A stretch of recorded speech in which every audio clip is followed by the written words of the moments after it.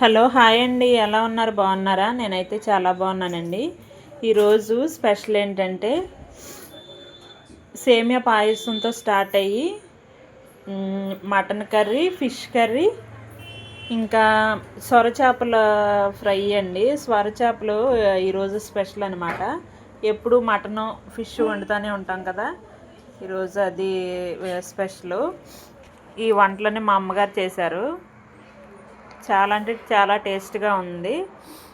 ఈ సేమియా పాయసం మామూలుగా చిక్కబడకుండా ఉండాలంటే ఒకసారి ప్రాసెస్ చెప్పాను కదా, అదే విధంగా చేశాను. ఈరోజు ఎవరు ఏమేమి వంటలు చేశారు, ఏమేమి పిండి వంటలు కూడా చేశారు అనేది కామెంట్ చేయండి. మేమైతే పిండి వంటలు అయితే ఏం చేయలేదు. రేపొద్దున వేరే వంటతో మీ ముందుకు వస్తాను. ఈరోజు చేసిన వంటలు ప్రాసెస్ అయితే మీకు చూపిస్తాను ఈ వీడియోలో. అందరికీ సంక్రాంతి శుభాకాంక్షలు. ముందుగా సేమియా అయితే పాలు వేరే కాగబెట్టుకుని నేను సగ్గుబియ్యం వేరే ఉడకబెడతాను. ఈ సేమియాలు కూడా నేను వేరే ఫ్రై చేశాను నెయ్యిలో కలిపి. మళ్ళీ బెల్లం వేరే దాంట్లో మళ్ళీ కాగబెడతాను. ఇట్లా చేయటం వల్ల చిక్కబడదు అనమాట. టేస్ట్ కూడా చాలా బాగుంటుంది.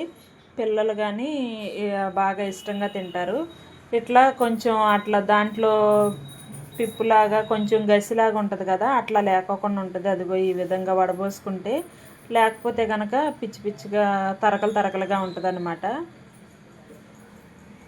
ఇదిగోండి, ఇప్పుడు చూసారా, ఒక 5 మినిట్స్ తర్వాత ఈ విధంగా మంచిగా ఎంత పలచగా ఉంటుంది, చిక్కబడదు.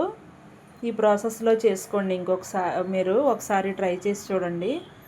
ఇదిగోండి, సొరచేపలకైతే టైం వచ్చేసింది. సొరచేపలు మా అమ్మ చేసి, వీటి ప్రాసెస్ నాకైతే తెలియదు, మా అమ్మ చేసిందనమాట. ఇట్లా ముక్కలు కట్ చేసి ఉడకబెడుతుంది. ఇదేమో మటన్ కర్రీ, ఒక పక్కన మటన్ కర్రీ వేసింది. అదిగోండి, అటువైపు ఏమో అవి పెట్టిందనమాట. చేపల పులుసు అండి ఇది. ఈరోజు వీడియో అయితే ఇంతేనండి. రేపొద్దున మరొక వంటతో మేము ముందుకు వచ్చేస్తాను. వీడియో నచ్చితే లైక్ చేసి షేర్ చేయండి ఫ్రెండ్స్.